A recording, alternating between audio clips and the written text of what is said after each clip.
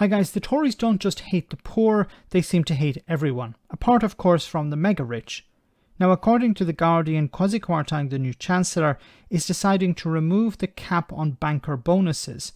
If you're a banker, this is a Brexit bonus. This is in regards to EU legislation that the UK signed up to before Brexit to impose on the financial sector.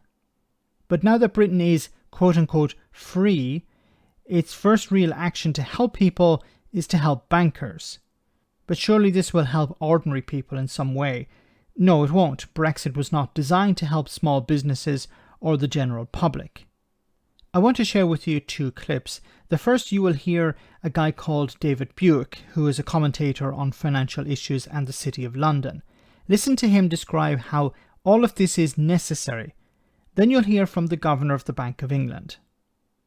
It's important to say it's the banks that pay the bonuses. It doesn't come out of our taxes, David.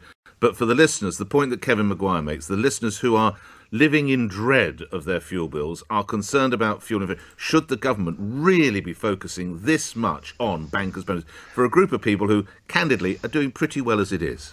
Speaking just very candidly, I understand the incandescence of rage. I totally understand it. It looks awful.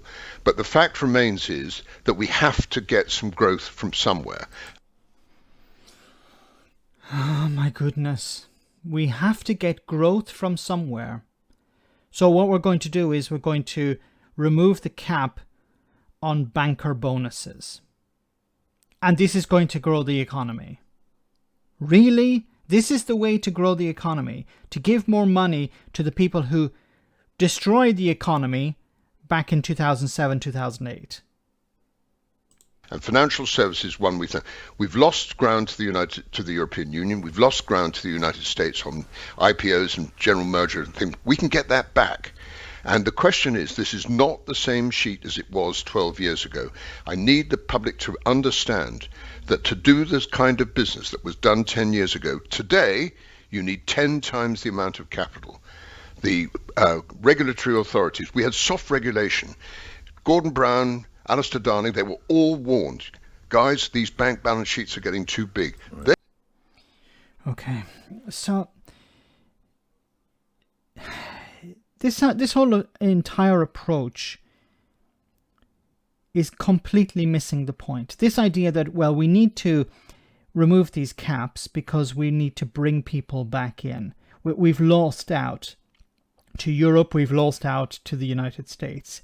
So in order to win back business, we need to win back the experts. We need to win back the gamblers.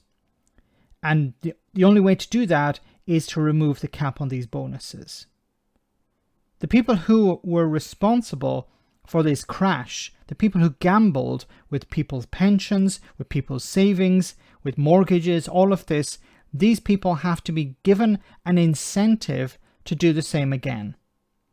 Now, the government, when it came to, for example, the rail strike, said it would be a bad idea for railway workers to be paid more. They said it would be a bad idea for teachers or doctors, nurses to be paid what they were demanding, because this would result in inflation.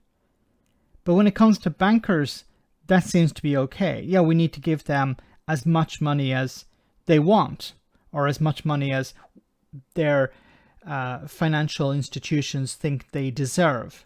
We shouldn't have a cap on that. There's no problem when it comes to inflation in the city, but it does when it comes to ordinary people. And this point was, of course, reinforced some months ago by the Bank of England. Trying to get into people's heads and ask them not to ask for too high pay rises. Well, broadly, yes. Really? I will say that in the sense of saying we do need to see moderation of wage rises. Now, that's painful. I don't want to, in any sense, sugar that message. It is painful. But we need to see that in order to get through this problem more quickly. So in order to get through the financial crisis, to this cost of living crisis, it's necessary for ordinary people to basically take a pay cut. Yeah, you might get 5%, you might get 8%, you may even get 10%, but inflation is running above that, so in reality you're getting a pay cut. And the first response, the first real response to help someone when it came to Brexit was, of course, to help the bankers. Let's take away the legislation that limits their bonuses. You know, these are people who are earning astronomical amounts of money. And the British government's response is, well, we need to give them more money because they're going to move out. We're going to lose this expertise. And to hell with people who are part of the real economy. Let me know in the comment section, guys, what you think about all of this. As always, your comments are greatly appreciated. Thanks a lot.